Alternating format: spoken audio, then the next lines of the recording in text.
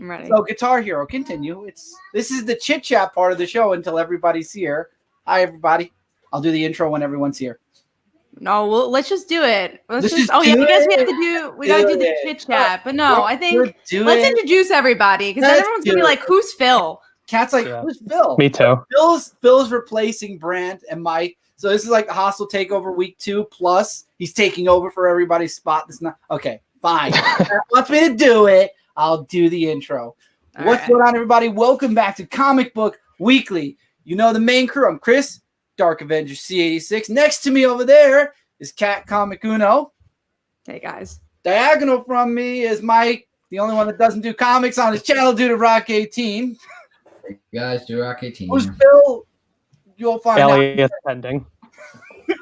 So before we introduce Phil, Mike couldn't be here this week, and Brant will be with us momentarily, hopefully. He's eating dinner. So he will be with us. But underneath me, we have Phil Falco, who is going to be our guest this week. We're going to be talking about his awesome Kickstarter, and he's going to be sticking around with us as we do our awesome Q&A, and we talk about some news. So before we get into news or Q&A, whoa, things just like the chat. That was me trying to share his Kickstarter. There you go. Why are you trying to call me out like that?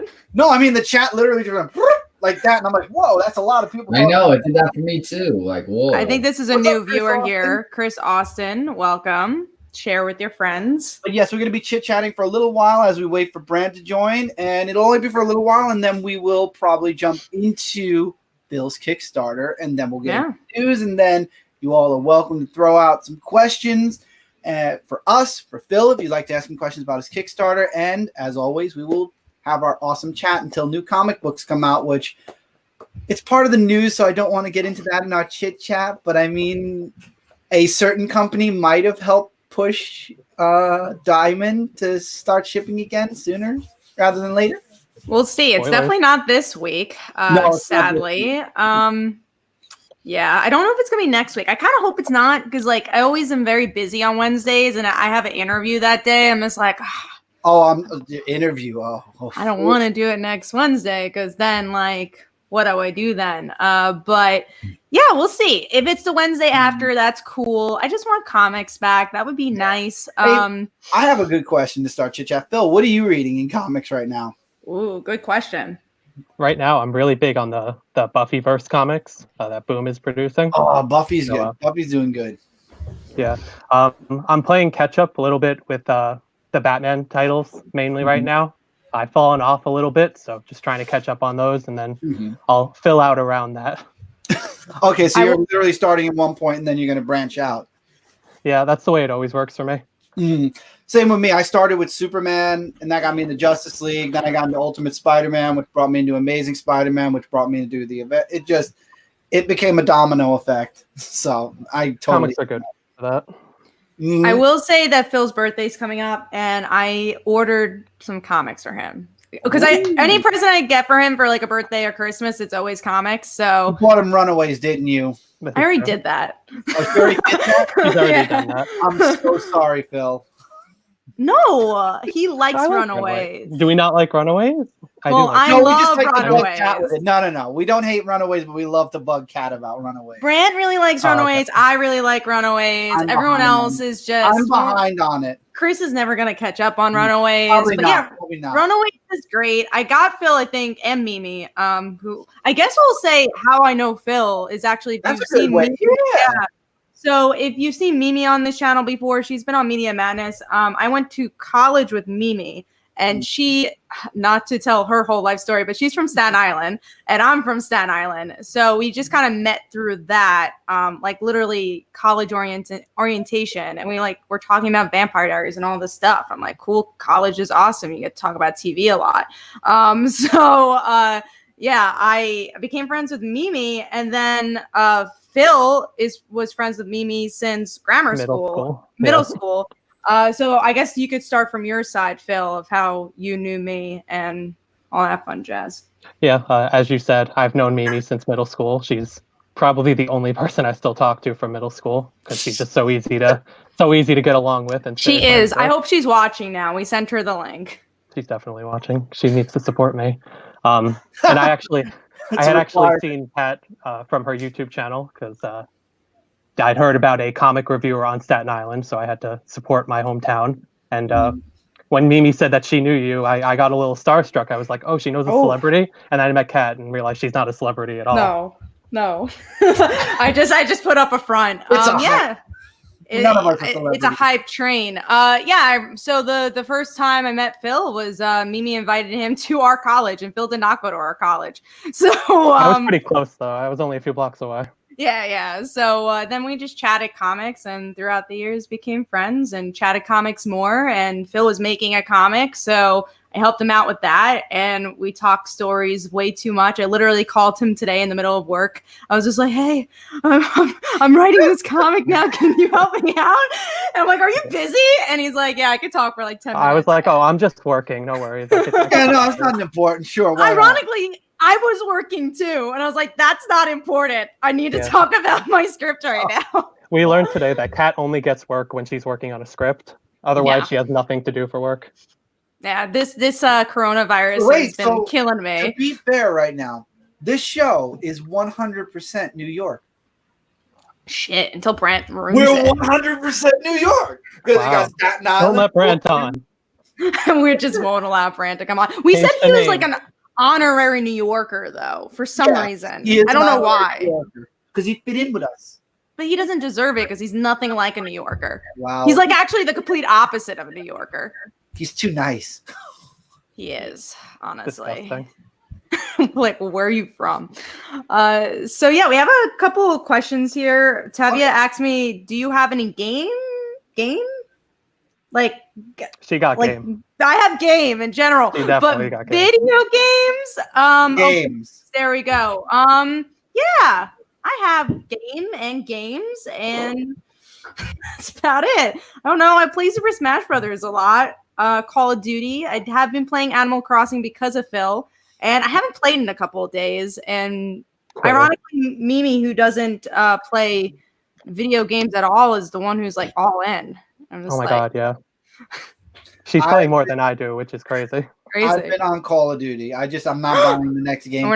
I'm not getting the Battle Pass. No, I am not getting the next Battle Pass because I bought last Battle Pass and I found out it was only 10 days left. So I was like, wow. Thank you. What is it? Do you get extra maps on that or something? It's extra it's extra cosmetics. I don't need that shit. Yeah, I figured that out after. It's not like Fortnite. It's pretty different.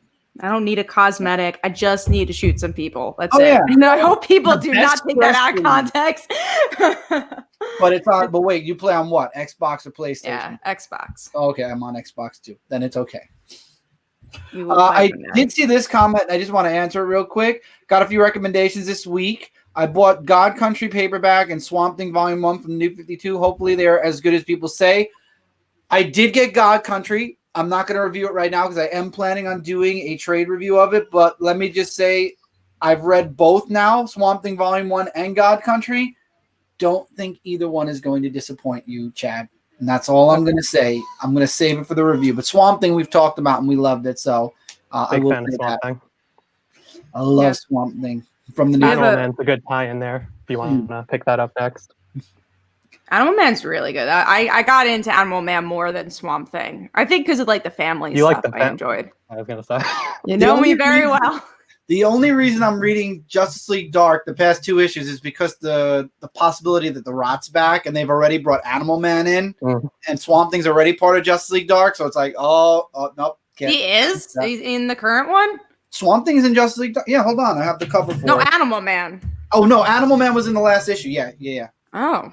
I haven't liked any run of Justice League Dark, so let me know if this one's worth picking up. Michael loved Justice League Dark. Michael read the first part and he dropped it because it was very dialogue. No, like the new 52's Justice League Dark was really, really good.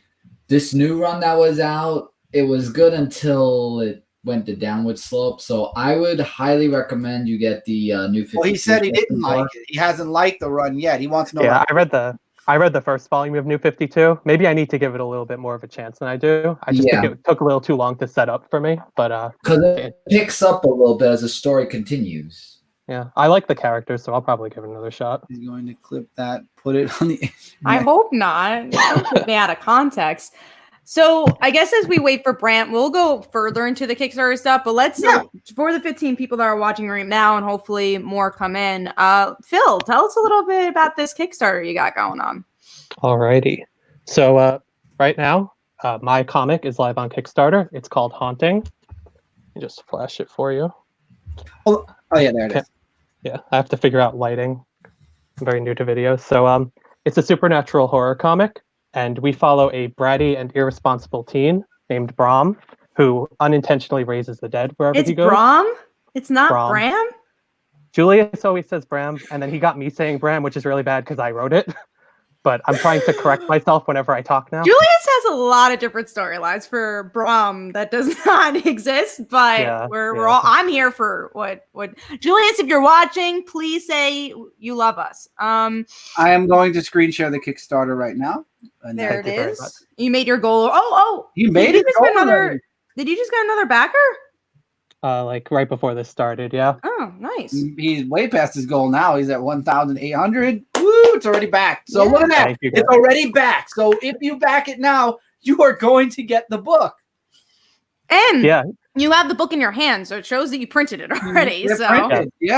There is no risk. You will get your book. So right now, guaranteed rewards. If you help us hit our stretch goals, you'll be able to get a print in addition for no extra charge. I'm going to try to stretch goals. We have one print at the $3,000 mark, and then the stretch goals are all the way at the bottom.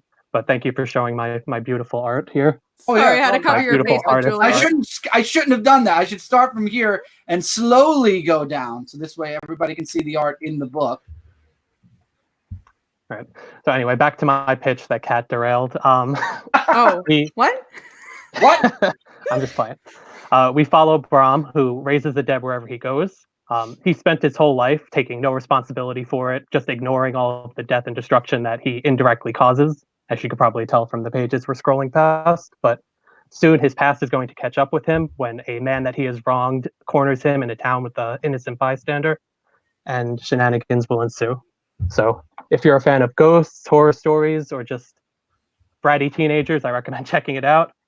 And issue 2, which we're showing some clips of, images of here, is already in the works. So there's guaranteed to be more very soon. Nice. And it gets really good. It is good already. One thing I love about the first issue is that, and yes, I have read the first, second. Have I read the third? You read the script for the third, yeah. Okay. Ooh, I like the shirt. Look at that. There's a shirt tier. I'm a shirt fanatic. I'm sorry. Forgive me. Yeah. If I had the shirt right now, I would be wearing it, but it's coming next soon. Kickstarter. Here we go. If you don't mind, here we got the stretch goals. So you can get some prints here at the 3,000 and the 6,000 mark. And then our big stretch goal is delivery of issue 2. So we'll see if we hit that at the big one. Okay, so if you wouldn't mind scrolling up, Chris, just a little bit. Sure. How much? Just want to show off our, just right above the stretch goals. I just want to show off our variant cover. Oh, yeah. Okay. Yeah. Faith right there. Very big fan of this. This is our secondary lead, Faith, who is unlucky enough to get caught in Brom's crosshairs and become brought into his world unintentionally. Kat's a very big fan of Faith, and so am I. So really looking forward to continuing to introduce her to everybody. I do love Faith. I think she's such an interesting character. Also, ironically, we both have characters named Faith before we even start talking about each other's comics. We both have characters named Faith in our comics.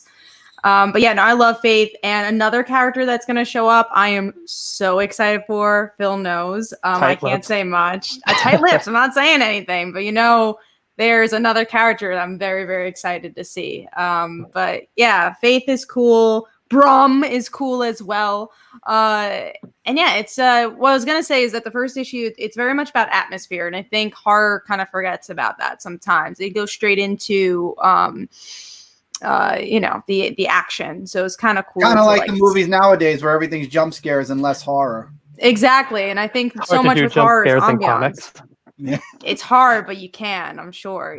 I'm sure. That was that page turn. But yeah, definitely agree. I wanted to focus very heavily on atmosphere in the first issue. Not to the detriment of character work, but I think our second issue is where we really get into the heavy character work. So I hope you'll consider checking it out. We're very proud of what we've done, and we hope that to bring more people along to introduce you to it. Yeah. I do have one question. What inspired you to write this story? Like, how did you like say like this is the story I want to write about? Like, what inspired you to write about the character and the story itself? It didn't actually start as a horror comic. It really started when I was in college. I was doing a lot of thinking about your typical protagonist, and especially in comics as a medium, I think protagonists tend to be sin eaters. They tend to carry the weight of the world on their shoulders and often take responsibility for. Hi, Brent. Hey, what's going on? There's Brent. Hi, Brent. Anyway, I feel that the protagonist often takes responsibility for things that maybe they shouldn't, that aren't their fault, like people they don't save or villains they indirectly create.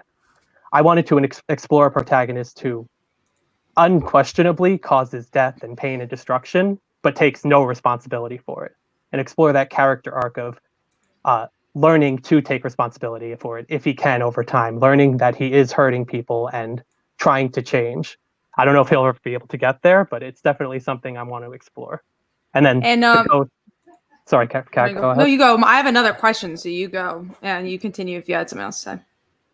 Yeah, the ghost just came in because I'm such a big horror fan. I really love a good ghost story, so I thought that would be a really great element to bring in to be the pain point for what causes all of the pain that Brom sets loose on the world.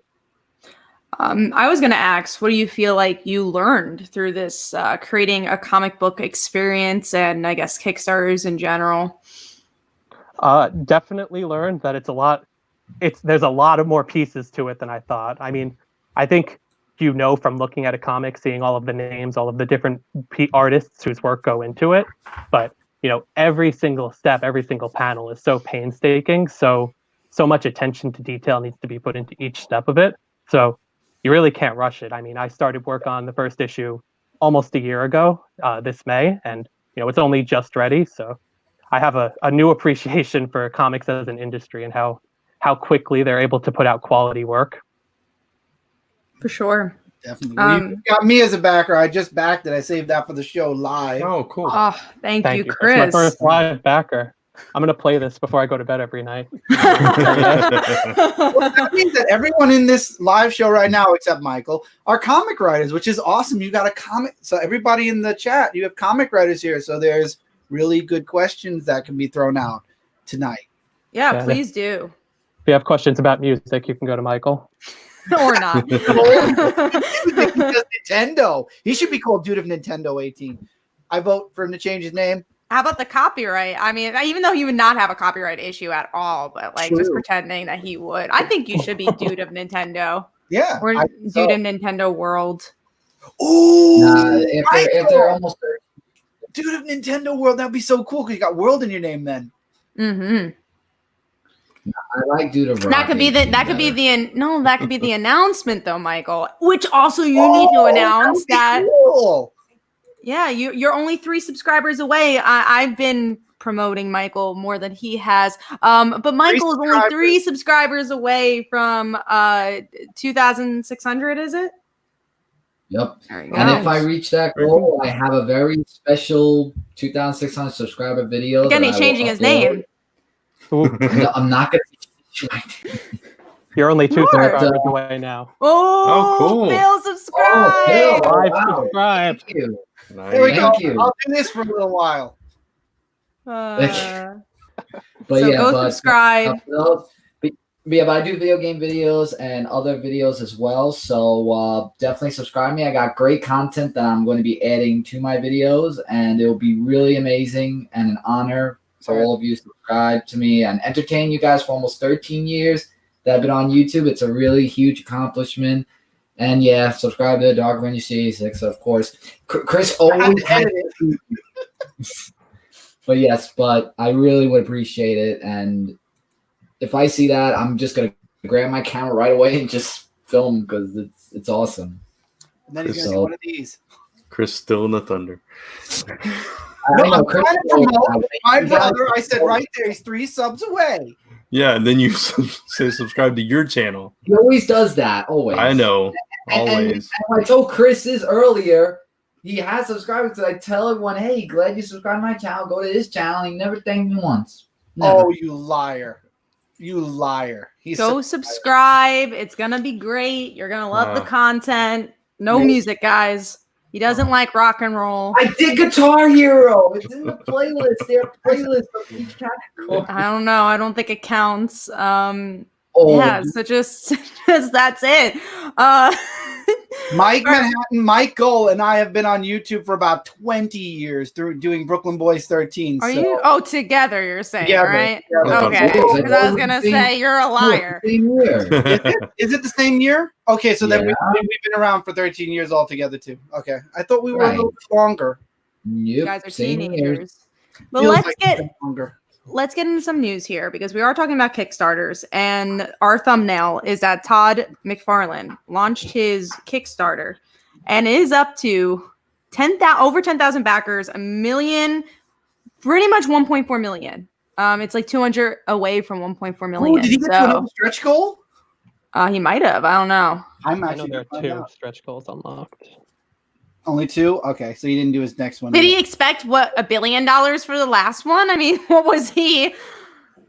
That's crazy. No, I think he was surprised that he scrambled to get those stretch goals out like super quick. Oh man! Oh, you mean he probably did it later on, and it wasn't right? He didn't expect there. it, I don't think so. Now that's why he's scrambling to get more stretch goals out.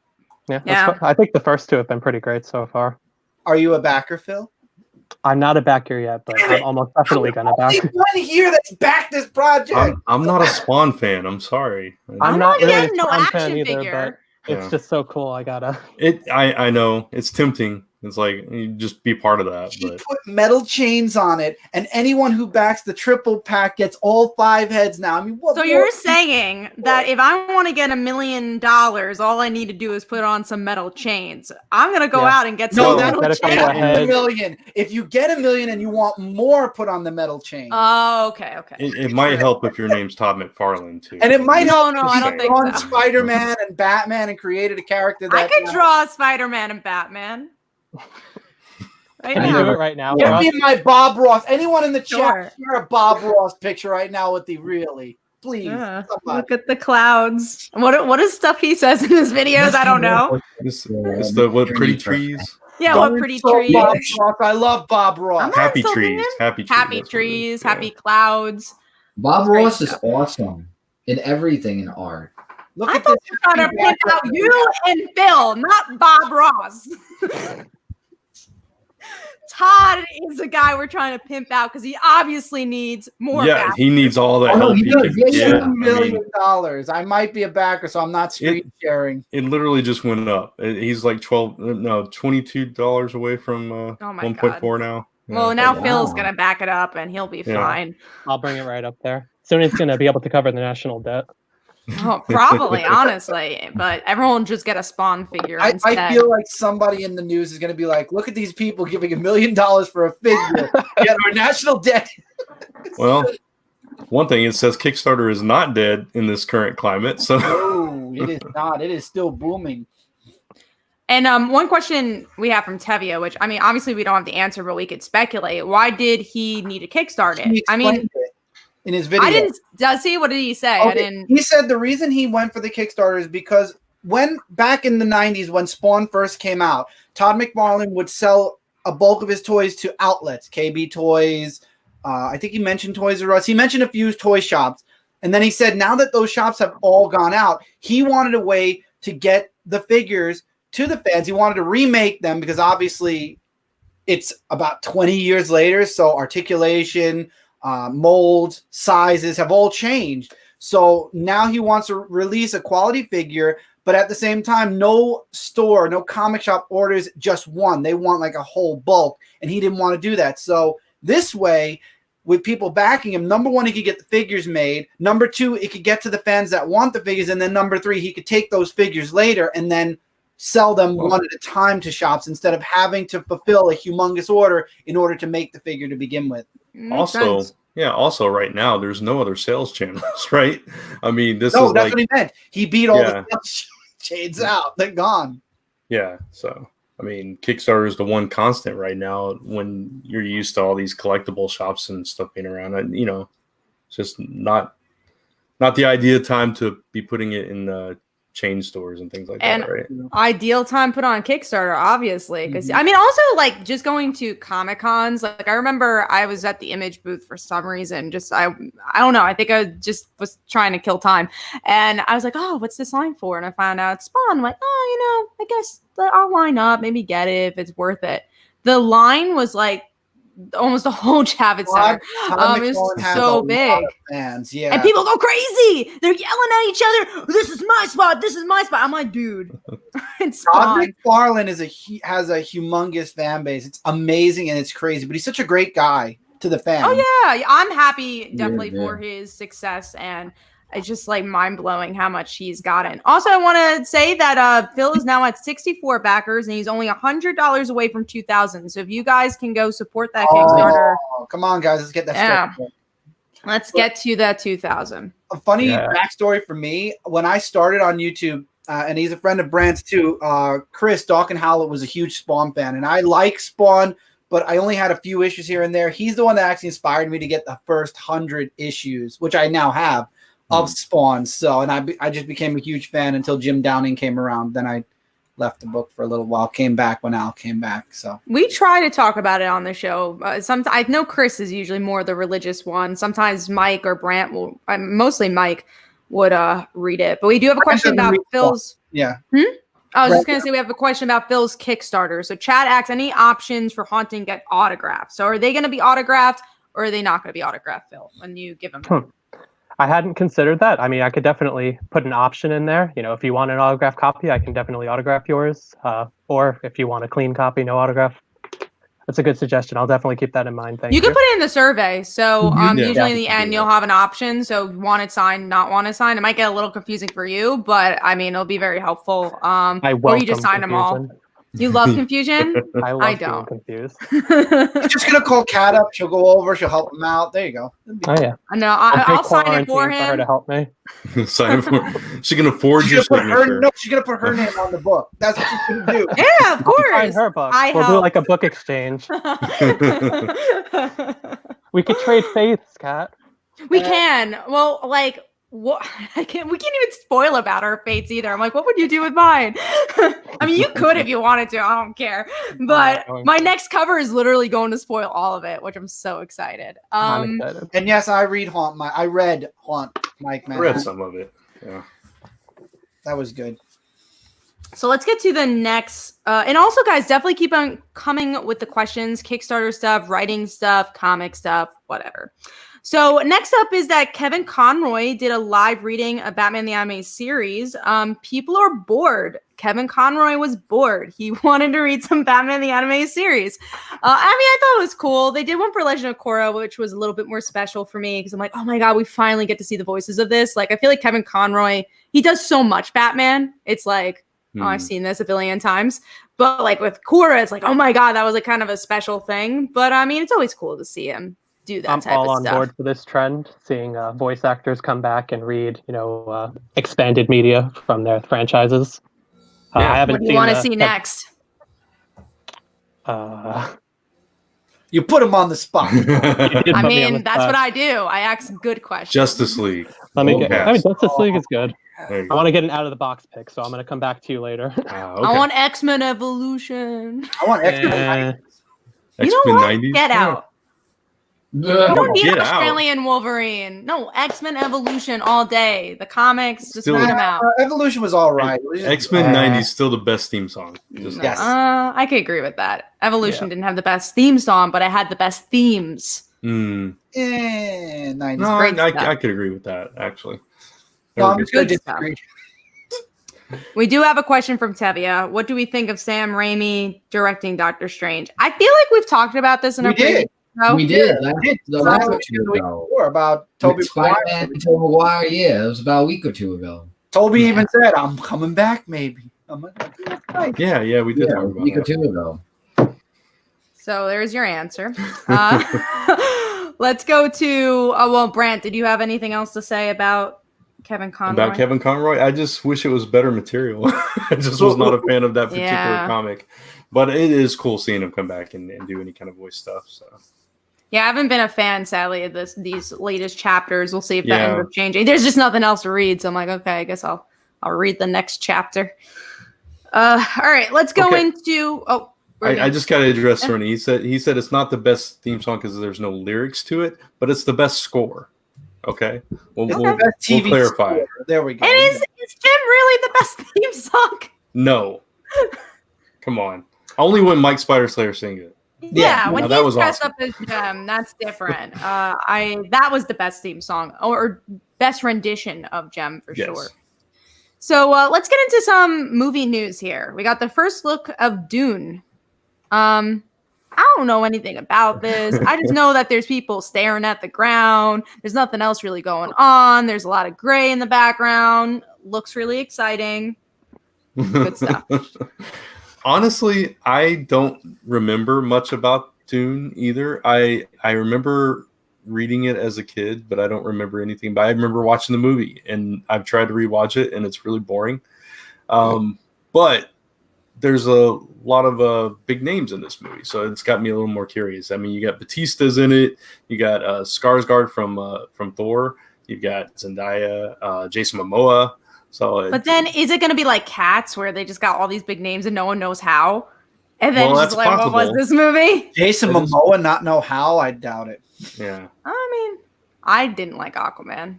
Phil knows that. You're the minority to the majority that loved it. I didn't like it. Yeah, you could see it on her face while she was watching it. Hey, Jesse. Good. What's up, Jesse? We saw an advance screening for that, too. Oh, yeah. And you had to not like it. We didn't. Well, I didn't. I think I was telling Phil and Julius my feelings so much. I feel like I brought them down a little bit of their hype. Like as we were walking and talking, I was just like, "You're right." I'm like, yeah, I'm right. I'm always right. All right, you're not alone. See, there we go. Don't give Cat more. Don't. I'm not featuring anyone else who says it's fantastic. They don't count. I do like this comment. I gotta share this. Unfortunately, Amber. Yeah, we're not using her again. She got fired though. She's not. Yeah, I mean, she should be if she wasn't. She was fired. I'm pretty sure she was. Yeah. All over Twitter last night that she was fired, and I'm like, why? And then I started seeing stuff, and I'm like, I don't care anymore. Okay, she was fired. Julius, you're a liar. But also, all right. So Julius, Julius also. Hi, Julius. He falls asleep. He didn't say hi. He does. Yeah. He said he loved us. So that was better than a hi. He did. He did. He said he loved us. But yeah, Julius, there's two versions of him liking a movie. Either he loves a movie and he's obsessed with it, or he falls asleep. So there's no middle. You didn't say hi. Not Julius didn't say hi. I said you didn't say hi. I don't need to say hi. Wow. Oh, wow. That's Julius, I didn't mean you. I know you. I saw the I love you guys from before. That was fine. I said I love him. Okay. Isn't that good enough? No. You say hi. I love you too. Okay. Well, let's get into our next topic here, which is let's do Netflix orders Jeff Lemire Sweet Tooth to series. There's actually a lot of Netflix news this week. Mm-hmm.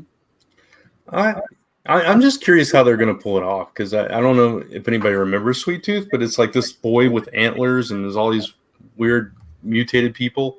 I read some of it. It was pretty good. I'm not a huge Jeff Lemire fan, so his indie stuff is a little weird for me. You sometimes. Even dropped Family Tree. I'm so upset. I did. I don't understand it. All right, so Phil, let me just tell you about this comic called Family Tree. A girl does this. A girl turns into a tree. I love so it. Exciting. I'm sold. Thrilling, yeah. Yeah, but how did she turn to a tree? Oh, there's so much to it. That's where I start losing interest when you start finding out. It's so amazing. Like it's like you start from page to page, and you want to just keep reading it, and you can't put it down. It's just that awesome. Except for Brent, he put it down and then said, "I'm chopping it." I don't understand how. He chopped down that tree so quick. Mm-hmm. I did. And it said timber as it was falling down. No, he's gonna read more. That's what I heard. We'll see. If I get bored with no new comics coming out, maybe I'll give it a shot again. But no, I don't know. His stuff starts off strong for me, and then I just lose interest. So, Silver Stroke says it's like 13th year crossed with the Giving Tree. I didn't see I didn't see that comparison. Oh my god, but 13th year. Yeah, like 13th year was a fun movie. He turns into a mermaid. Merman. Merman. All right. So, question from Jesse. I'm so sorry. So she's a tree and just stands there for the rest of the book. I mean, No. yes, She mutates into a tree. Slowly. She's got a branch growing out of her back. I mean, it's weird. I don't know. It's Maybe cool. she's not like Luchasaurus looking for a tail. Oh my god. She's just she just stands there a little bit and she's like, I'm gonna give into the tree. And that's what the book's about. You should go check it out. But let's get into the next topic, which is Boom Studios gets an exclusive deal with Neftlix. I'm excited for this. There's so many Boom Studios. Did I make you read Heavy Vinyl, Phil? You did. That's a Boom Studios book. Yep. Did you like it? Yes, I did. I want some Heavy Vinyl and Lumberjanes. Netflix, get on it. You I know, think Lumberjanes Lumberjanes is becoming a show. Mouseguard got it. And Oh, it is already? Mm-hmm. What were you saying, Chris? I was saying Mouseguard got a contract with Netflix, and they were supposed to have a movie, and they lost it when Disney bought. I forgot, was it Fox? They were going to have a movie with Fox, and then Disney bought Fox, and they canceled Mouseguard. So Mouseguard's getting a Netflix series now. Cindy's happy. I'm happy. I like it. That's cool. Yeah, there's so many cool things. I think with Heavy Vinyl, especially Lumberjanes with the She-Ra creator, Phil. Okay. Yeah, so I saw the animation. I thought that was really interesting. So many of their slice of life things would fit so perfectly on Netflix. They can do so many different things. Could you imagine if they do Claws, Brent? Oh, Claws would I be can see awesome. that. And I see a Red Mother, movie. I think would be a really good. Red Mother. Right? Oh my god, I Yeah. would die. Love Red So- Mother. That's the only And- comic me and Bran agree on. The only comic. Yeah, That's only not one. true. Runaways too. Yeah. Chris was hating on Runaways before pre-show. Chris is always hating on Runaways. Something He doesn't killing the even read it. children. Something's He killing needs to read children. Yeah, that's a good. That's a book, good one. Killing the Children, from what I heard. I have not read it, but yeah, I've heard I've good not things. read it either yet. Slasher. I read the first issue. It wasn't quite surprisingly not my thing. I love slashers, but You have James to give it a Tynion. few issues. Yeah. You have to get a definitely. Did you read Something's Killing Children, Phil, or no? Yeah, I read the first, I think, 3 issues. I fell off of it, but I liked what I read.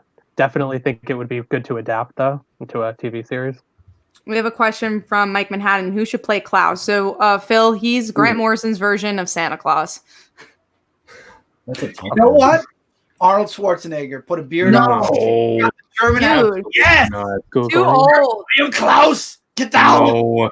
Come No. on. Get to the If you want to ruin it from the very start, sure. Okay. I'm trying to think of like some. Oh, The Rock could be interesting. No, you want to ruin it from the start? No. No. The latest What are you talking about? The Rock is at least a good actor. Yeah. And I'm He's thinking been people like laying with the the face smackdown in too many Arnold? movies. Did you say so is Arnold? Arnold was great in He's kindergarten. old. No, he was Are you not. kidding me? Hey, Kindergarten Cop was good. He No, sucks. he's Good. good in that So movie. was he He was good in Terminator because he barely had to say anything. You know they used to Oh, dub God. him. They used to dub his Did they voice really? before Terminator. Wow. What was I did the? not I believe it. Was it Hercules? No, it wasn't Hercules. No, No, Hercules was the Conan. Rock. He was Conan. Conan. Conan. They dubbed him. Yeah. Conan, And then yeah. they undubbed him, and then I wish they dubbed him again. Yeah. Well, let's get to the next stuff, unless we have more Boom Studios Netflix talk. Arnold was good in Twins too. I agree. This is only from my. Oh, we're gonna say, Brian. I was going to say he's better in the comedic stuff. Yes. In the Yeah, I would Jingle say all so. the way. Yeah, Oh, exactly. you guys suck. Oh, Jingle All the Way. Why didn't I even think of that movie? Yeah. So let's go on to Michael's favorite topic, Sonic the Hedgehog. I didn't read the article, so I have nothing to say. Perfect. There you go. No, Ooh, thinking I about like that one. that. Ooh, Okay.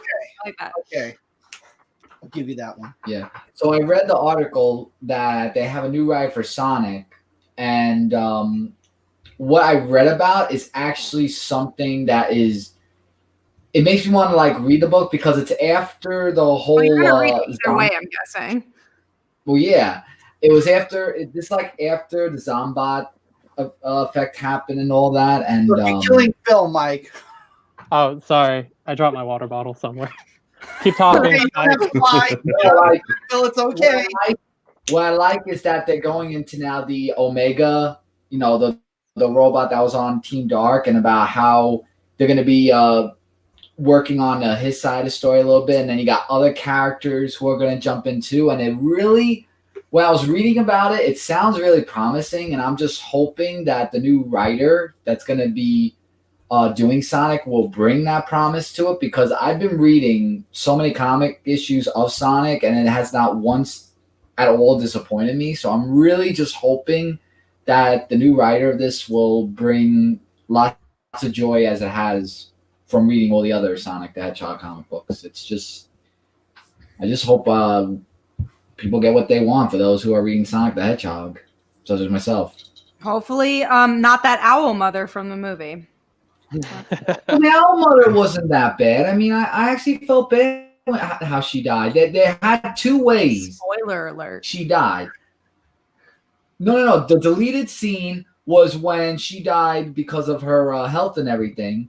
And then the second one was the one in the movie theaters where the Knuckles-like clans went to and killed her. All I know is that after I went to see that movie, I had an inkling that I should buy an apartment and also go to Olive Garden. It's strange. No, that was funny. I actually was at Olive Garden. I'm looking like saying, I was just there recently. Like, oh my god. And then they're like, I need to go again because Sonic loves Olive Garden. Yeah, if you use code word Sonic, you get 10% off your meal. I gotta do that. It's not true. Let's get into. That'd be kind of funny. That wasn't true. I'm sorry. I mean, you could try. Totally would have done it. If I was working there, I would. Funny, Cat, I'd cover you. I'm so sorry. Next True, time. Michael. Don't listen to Kat. She doesn't know. She doesn't. Eat No, it. I lied, honestly. Like, I don't eat at Olive Garden, so. They got good salad. Do they? I feel It's like really good salad. I feel like they wouldn't. Eat salad. Take me to Outback. Get a bloomin' onion. Oh, all those. Oh, I love. suck. I'll take that all day. I'll take What that. about steak? You guys are making me miss restaurants. Yeah, we're not I on a know. local Oh, restaurant. my heart. I just. Second quarantine's up. I'm going to Fridays, Outback, and Applebee's all on the same day. All on the same day. Breakfast, lunch, and dinner. We don't have Fridays anymore. They closed our. We don't either. They also Really? closed down Oh, here. wow. Too. It There's might just be one. an issue. We have one, but it's not exactly in the best area, and it got really bad ratings. Hmm. I love the Jack Daniel's sauce from. Oh, Jack right. Rabbit. That's like my favorite thing. The only reason to go is for the Jack Yeah. Daniel's sauce. And all that syrup. Oh, I'm so hungry. we Today I made a horrible dinner. I had to try something out. I made. We didn't have a horrible dinner. I cooked chicken cutlets. Oh, Good. we ordered pizza. I experimented a little because I'm like, we have nothing and we have a lot of Pillsbury the croissants, so I made a pizza out of Pillsbury croissants and it was horrible. Interesting. We're still waiting on our Domino's pizza we ordered last week that never was It delivered. never showed up. I have a Never feeling showed up. it's not gonna $20. show up. Nothing showed up. You might need to talk to somebody. We did. Pizza Hut has contactless delivery now. You check the box for contactless, and they just leave it on your porch. I somewhat like Pizza Hut for their buffalo wings, and their pizza's weird, but it's good fake pizza. As a New Yorker, that's how I identify. Yeah, I've never had New York pizza, so I can't compare. So The only Brooklyn pizza that me and Chris like to go to is Del Mar. For the win. You guys have Spumoni Gardens, and you're just like, no. Spumoni Yes, number one. Yes. Pony Gardens number one, and the ice cream. Yeah, the ice is good. The heart thing. What was it called? Cold Stone. Cold Stone. Yeah, thank you. Yeah, that's the one they have Fridays. Yeah, Cold Stone. That has nothing to do with the love of LMB. You're just like, you know that Jane ice cream place? Cold Stone? I hear you say Sonic, you get a free ice cream. Yeah, tell them He's you Sonic. trying to end pizza frontline. Yeah, Ice cream frontline. make it at this point. I'm hungry. That's it. I gotta have my chips today. All right, but let's get to our last topic, and then please come up with the questions, especially Kickstarter questions. We would love that. So yeah, Dan Didio announced what he regretted the most This is for gonna take up an hour to talk anyway. Let's go. for the New 52, and it was interesting. It was the second year he felt like he didn't put as much effort, and I think looking back, I love the excitement of the New 52. I love that you had all these new issues and you're like, oh, I could try out this and that. And yeah, I think it did fizzle a bit in year two. And I feel like DC Rebirth promised that same spark of like, oh, here's all these new titles, and that's literally all the titles we got for like 3 years. So I missed that excitement of here's a whole new slate. And yeah, I think in that regard, I can see where he's coming from. I missed that Dan Didio left and didn't say a word. I wish we can go back to that. Because that was utter garbage what he spewed in that interview. I'm sorry. He regretted year 2 of New 52, and he talked about progressing characters. He started them over again to progress them. Logic? I mean, it brought a lot of people into DC, right? At the time. It was a positive thing. It brought a lot of people in or brought a lot of people back, and it was a fresh new take. Even if the old classic fans of DC weren't happy with it, it did a lot of good things. And it brought me in. Yeah, it brought me in and Mike. In.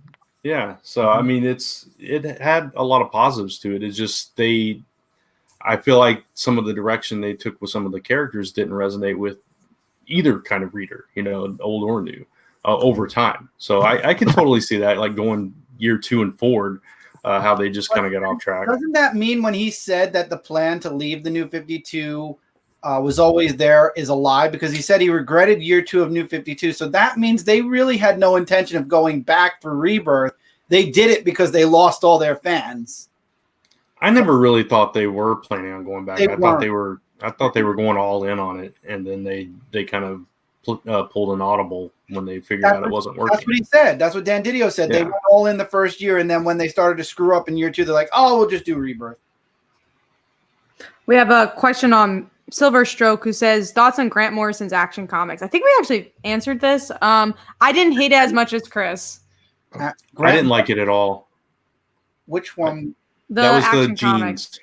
The jeans. Yeah, the T-shirt. No. T-shirt and jeans, yeah. I didn't like any Superman. I dropped Superman during New 52. I'm not a big Morrison fan either. I feel like I say that a lot on the show. I'm not a fan of that person, but it's just, I don't know. I've been the direction for Superman since.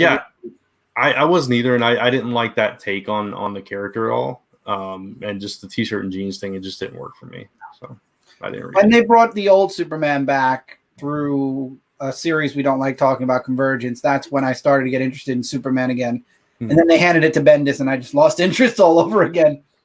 So, Phil, you said you started getting into comics with the New 52. So tell us a little bit about that and your thoughts on Didio's comments.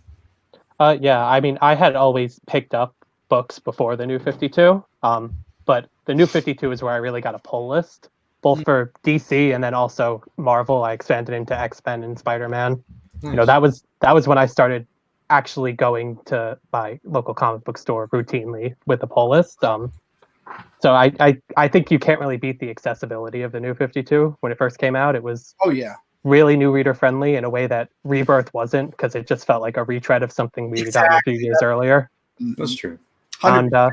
And I started reading characters who I was interested in, but never really had an entry point for. I mean, like, I'm right now a huge Green Lantern fan, but prior to the New 52, like, I was vaguely aware of Green Lantern. I'd read a little bit of Blackest Night, the parts that had tied into some of the Batman comics at the time. But, the New 52 was my gateway. I went back and I read a lot of Aquaman. I read a lot of Green Lantern. I read a lot of Swamp Thing, thankfully.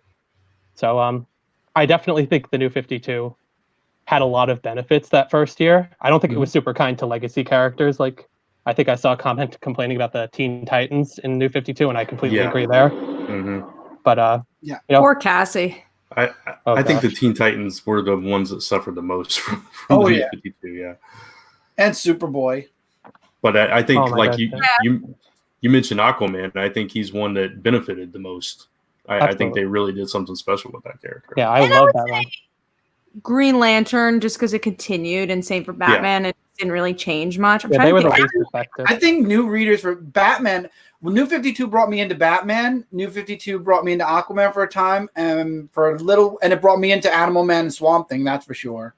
Oh yeah, for sure. Well, we do have a question here from Chad. Do you guys have more Marvel or DC books on your pull? I mean, Marvel just because they've released more for us, but Phil, do you have more? Will you have more indies maybe? I do have more DC books right now. I think I've pretty much always had more DC books just because, I grew up on DC characters a little more than Marvel. But, Same. at one point I had an even split for a little bit. I think I'm at that point now where I'm at the even split between Marvel and DC. But like Kat said, Marvel brings out a lot more books. So I think for me, it's always been more Marvel. Even maybe it gets even at times. I don't think I've ever had more DC than Marvel though. Same, for sure. Let's get to a next question, and then I think we're going to turn it more into like writing and Kickstarter questions since we do have Phil here, and we obviously want to promote his Kickstarter, and we're all writers here, so we definitely turn it to that. But top 5 current DC series. This is hard because I don't think I have a top 5. I don't think so either. I would have said Dial H, but that's over. Batman White Knight is over. Yeah, White Knight was good, but it's over. Teen Titans is number 1 for me right now. Me too. Teen Titans. Suicide Squad's going pretty strong. Young Justice is up there for me. I definitely wouldn't put that on my list. Well, I don't read a whole lot of DC books. It's kind of hard to. Teen Titans. Naomi, question mark, even though it's not really going on right now. Yeah, it's not really coming back. Right It's not going to come back. I don't think it's coming back. I think it'll come back, just not anytime soon. Yeah, I guess Justice it's only League. Titans right now. No, I'm not enjoying Justice League right now. I haven't for a while. It's been down for some people, Justice League. And they keep changing the creators, so. I'm trying to think of what else I read from DC right now. I'm not really enjoying. I mean, let me look at my list. I mean, I'm reading Batman, obviously. Yeah, I'm not like, oh my god, I love Batman. Right. I like Batgirl right now. Something. Not great. Yeah, I'm not. I dropped it. Nightwing, I'm reading to see the journey back to him remembering who he really is. I just started reading Flash again. And Just so started it's reading not- Flash again, too. Yeah. Suicide Squad, Mike brought me in on. I'm reading a lot of DC, but I don't. You say top 5, and it's like. Yeah, what do you love? I think Teen Right. Titans is the only thing on my list I like. Oh my god. Yeah. I really like this series. That's the one. It's like I can't wait to read it. Yeah. The rest of them will just end up there by default. I think. Yeah, it's like I read that book. It's on there. Yeah, right. Hopefully, in the next coming year, we'll get some better ones. Yeah. Phil, which current books would you say that you really like from DC? White Knight was really the only thing I was reading routinely right now. Mhm. Right now I'm playing catch up, so got nothing. And you're catching up with Curse of White Knight. Enjoyed Shazam. It just didn't go anywhere, sadly. That's why I moved pretty can't put slowly. Shazam. Mhm. Yeah. Well, It's still moving slowly. John's is off the book now, so in another 2 months, when things start coming out again, it should We'll be. see. We can only hope. Yeah. Mike Manhattan says, "How about Adam Strange?" I didn't love the premiere. I thought it was okay, and also it's so new. It's hard to say. Also, I another did like question. Mr. Miracle, and a lot a lot of hated it. I love Mr. Miracle. I I thought thought it was it was great. I don't know why so many people hated it. It's just it ended in a way that is very experimental for maybe some people, but I liked it personally. I love Tevia says, "What about Deceased?" It's a Mike miniseries. really loves Deceased. I do. I love it too, but it's an Elseworld. I don't think of it as an ongoing, and it's. I didn't love it. It was just, it's something on my poll. I'll get the sequel, but I didn't love the first one. This one is Runaways related. Do you think Disney Plus will get Runaways and perhaps renew for a few seasons with Runaways as the? I hope so I could actually enjoy it. I don't think so, sadly. I think it's kind of the end of the road, but I really love the ending, and it sucks because Phil, me, and Brent both agree on this. The season 3 was the best, and it was starting to get its legs. That's why I'm Yep. saying Disney would have really built it up, I think, a lot. Yeah, it's good. I would love for it to come back, but I don't think it will. That's like me wanting Daredevil and the Defenders to come back for a couple more seasons, but then That has more of a chance, I think, than Runaways, sadly. But you yeah, recommended I don't know if Daredevil. Daredevil fits on. Sorry, Chris. No. Go ahead. Finish yours first. Go. Yeah, What were you I don't saying? know if Daredevil fits the brand for Disney Plus, and also So, seems like Disney's kind of trying to distance themselves from Netflix. So yeah, and then I wouldn't get my also hopes up. they have like Miss Marvel and stuff coming out. So like the Runaways gang, I think is gonna like Miss Marvel. But then like I don't know how they're gonna get that Carolina and Nico Phil for their fans. We'll see what they end up doing. But I was gonna just blame everybody. Thank you all so much for recommending Daredevil to me. I've literally almost caught up to all 19 issues. People love that run. It's also good. I can't believe how good it was, and it went under my radar. Oh yeah, I have to catch up. Maybe that's a series I'll catch up on just because I've heard so many good stuff. And Brant put another series, Once and Future, on my list. That definitely is up your speed. Jesse says, do you read any of the Joe Hill imprints? Okay, I like 2 DC books, Basket Full of Heads and Teen Titans. I love, although it's ending though, the Dollhouse. Yeah, everything ends. Wow, Cat, that's everything ends. Melancholy. I mean, that's how I am. All right, well, I guess we could turn it into some like writing stuff, comic stuff. I'm going to put Brant on the spot and tell us something you want us to talk about with writing and comics. I already came up with questions. Oh, you did? Okay. Man, I wasn't expecting that. What did you already talk about? Well, we talked about how Phil kind of like what his appreciation of comics was after launching a Kickstarter and making a Kickstarter. He talked a bit about his comic, but I don't know. I want to dig a little deeper into like the writing process that, you know, we're all here. So why not? What do you like about writing a comic book? Like what gets you to write more and come up with more ideas when writing a comic book? Phil, definitely, you're always first on this question. We'll go last. So, Phil, what is I think about writing a comic book? Yeah, I think comics are probably the medium that are the most free. You could do anything in a comic book. You could go completely otherworldly. You don't have to worry about a budget. You don't have to worry about readers not visualizing it the way you intended if you were writing something in prose. You know, I think comics, the reason that I have always been so attracted to them is because there's you can dive completely into fantasy. You can really enter another world. You can really introduce another world. And I think that's what attracted me to writing comics, especially. Go ahead, Kat. I was going to say, Michael also asks, how do you come up with your ideas, you feel? I usually start from a character and then build a plot around that. Earlier, I talked a bit about how Haunting, my current comic, came into being. It started on a reflection of a particular protagonist. You know, what the relationship is between a protagonist and the harm that they cause others. I think that's pretty much how I start most of my stories. I rarely start with a concept, I think, just because I tend to favor character writing when I write. But, you know, I think, you know, there's definitely something to be said about having a strong concept and building character around that. If anyone wants to comment on that. Yeah, I think it's interesting because I'm the complete opposite of you. You could definitely attest to this. I'll come up with a crazy concept and I'll ask Phil, what do you think? He's like, write it, and then I'll give up on it. Like, I hate this. He's working on something really cool right now. Thank you. Yeah, I'm trying. Both of you. I'm different from both of you. When I started Celestial Falcon when I was a kid, I literally, as the story was coming through my in my thought, is how I was putting it on paper, which is the worst because you get the writer's block a lot faster because of it. I never really outlined a story. I was 15 years old. I just wrote the story as I literally let it unfold as I was writing it. And I think in all the stories I wrote, I only got like an extreme writer's block twice. But during the second time was where I said, okay, I've got to start planning this out just at least a little bit, have an idea of this story is this story is that, and then let the story take over. I kind of took a Kirkman approach to my story for a while. I let the story tell itself to me, and then I was just the one that wrote it.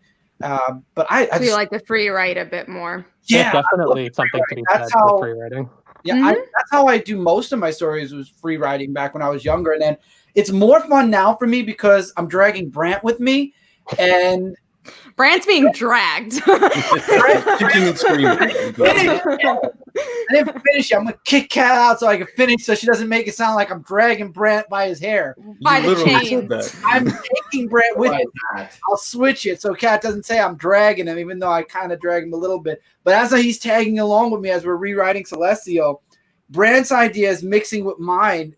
I guess I get most excited for that when it's like, okay, here was the original story, but then here's where we went with the story. And it's like to see them side by side and how they parallel. It's a lot of fun. I get excited just for the story itself. And then when the art proofs come in and you start seeing it on paper, it goes from like a 5 to a 10 with excitement. It's just amazing. And you see it, and then the book's done. It's just, I love it. I've always enjoyed writing just for the story. I like to have stories tell themselves to me in a way. Like I come up with the character, I'll come up with the situation, and then I just sit there and I say, okay, well, this is going to happen. This is going to happen. And I love it because, like I said, Brant is coming in on the stories that are written, and we're rewriting them. And it's like he's putting his take in while I had my take. And it's just the way it melds. It's exciting for me. I get excited when Brant and I sit down and we'll pick apart. Because when I write I don't write in comic script. I'm learning to write in comic script, but I have 30 stories that aren't written in comic script to catch up to. So as we're going through it and changing it into a comic script, to see a Brand throw, well, what if we did this instead of going this way? And what if we threw this in early and held that back instead? And it's like, it gets my mind going, oh, what if we did that? And then we do this and then we do that. And it's like, it's fun having a co-writer. I will say that I enjoy it because it gives me the ability to think of things that maybe didn't cross my mind, but at the same time, having somebody else in it also, it says, well, maybe that way is better. And it actually looks amazing when you see it on paper, like I said. So for me, I just enjoy co-writing, but I do like writing certain stories myself and then sharing it. But that's the excitement I have comic-wise, is just watching the story evolve from what it was to what it is. And then to see it on paper, that's the greatest reward for me. And then to hear people enjoy it even more so. How about you, Brant? I know you've been in the mix of working just today on stuff. So super excited about a book. Yeah. I'm working on a remastered version of Ember, and I'm adding all kinds of cool stuff to it. And I just got totally obsessed with it this morning. It's all I did, and then I'm like, oh, I've got to do some actual work. But anyway, no, that's work, man. That's yeah, fun. I know it is, but I've got. It doesn't feel like it sometimes because you're just Right, you're not yeah. getting immediate pay. Yeah, exactly. So I used to, like when I was younger, I used to do the free writing stuff a lot too, and just kind of let it tell the story. But as I got older and started writing more and more, I think I'm more of a concept writer. I come up with the concept too, Kat. Yeah. And then once I have the concept, I really start digging into the characters, because the characters are what excite me, and I feel like that's where I get the most enjoyment out of it, is developing the characters and kind of feeling what they feel and trying to express that the best way I can.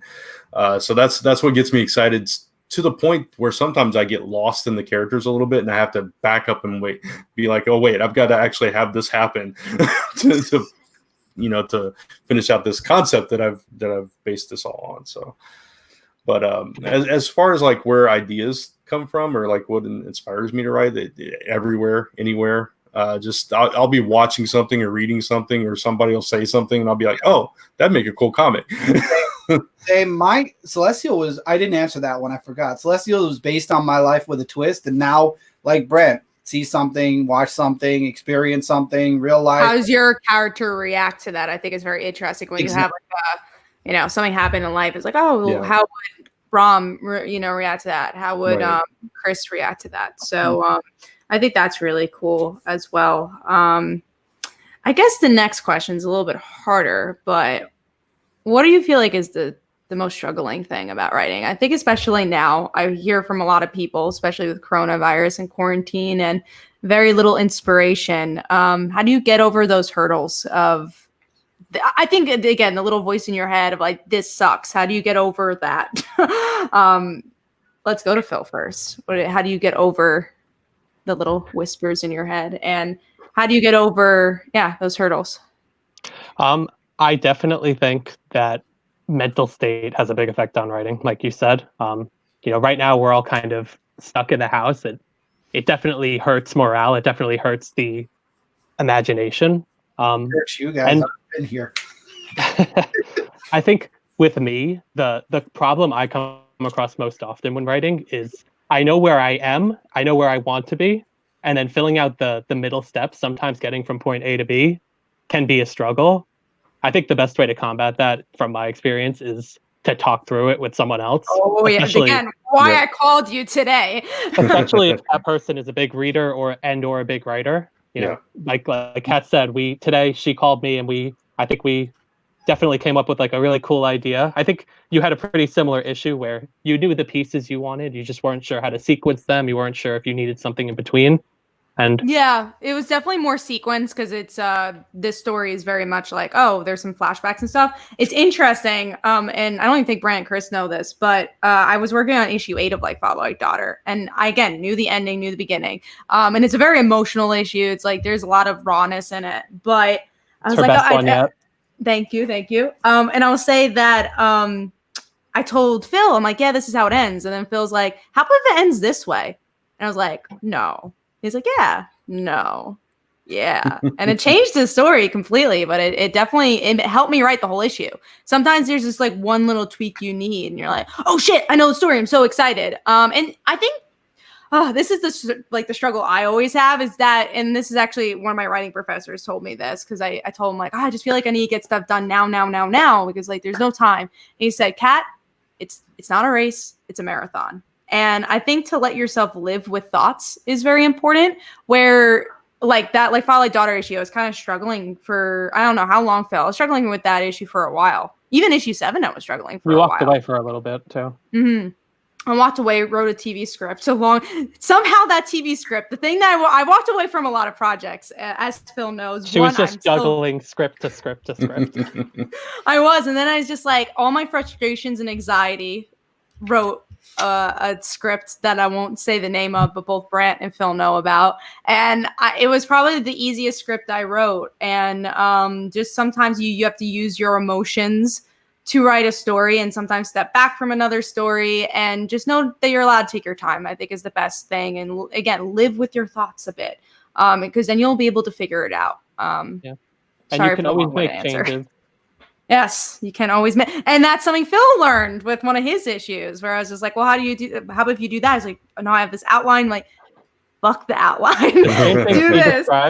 Same thing she described. She was reading my second issue script and she was like, why are you doing this? And I was like, oh, because this has to happen in the next issue. She's like, throw it away. And I was like, you know what? You're right. And she turned my 6-issue arc into a 4-issue arc, but I think it's a lot tighter, a lot stronger because of that.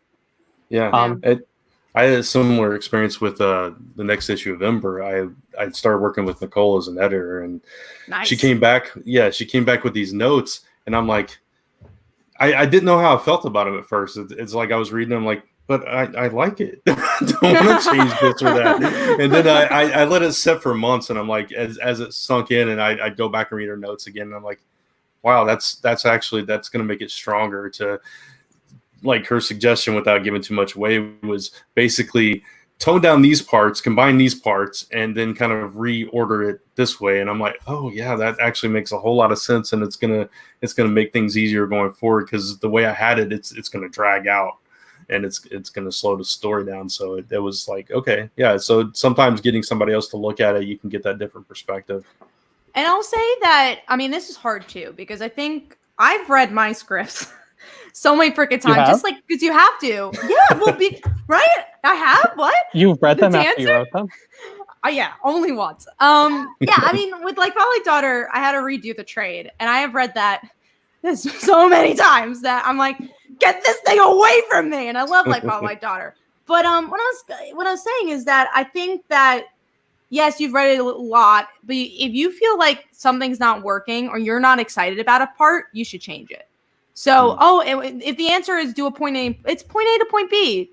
Then no, excite me. What little moment can you add to that point A to point B to make that a good scene? Every scene counts. A beginning, a middle, and an end. Yeah, well, and for sure. But again, I think even if you have a beginning, middle, and end story-wise, and everything in between.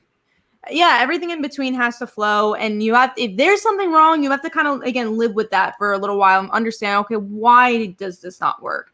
And also, I guess on the flip side, too, is that, yes, I think you should listen to all notes. But at the same time, if you have a gut feeling like, oh, I really like this, then you could stick to your guns as well. But I think you have to be very accepting of criticism. There's definitely a balance of understanding your voice, but then also knowing you're not a perfect writer by any means. Everything. See, with me, I have Brant, so I won't talk about now. I'll talk about when I was younger, before I knew any of you. I had two instances where I hated a story. One story, the first story that I really didn't like, and I pushed through it actually anyway. And it's the one story I told you, Brant, that is the one that I probably don't want to make into a book or completely redo the whole thing. That one is my least. That is the one story I'd love to go back, like I was just saying with Brent, and redo the whole thing because I didn't like it, but I forced myself to get through it because I knew what the next episode or the next story was going to be. So I was like, let's just get this done. But later on, I did another story and I was feeling the same way. I said, no, I literally took it, deleted it, erased it completely, and I started over again with a different idea, a different concept, and it just, for me, the story got 1,000 times stronger. So I didn't have somebody to bounce things off of. None of my friends were writers. None of my friends cared about my story. So what do you do as a writer when you're the You force your friends to care. No. Yeah, you don't know what my friends were when I was younger, okay? They didn't care, and they weren't going to read it. So I literally... You gotta bribe them. Yeah, you got to bribe them with money. I'm not Michael. I don't need... Wow. I knew that was coming. I knew it. For those 1,000 other subscribers, I don't need... No, I deleted it, and through that experience, I got a lot stronger because when I started to write and I didn't feel it, I would either delete the day's worth of writing and try to start again, or I do as much as I wanted and then go back and say, okay, I didn't like this, this, and that. So let's start from this point again and see if we can change it and make it better. Yeah.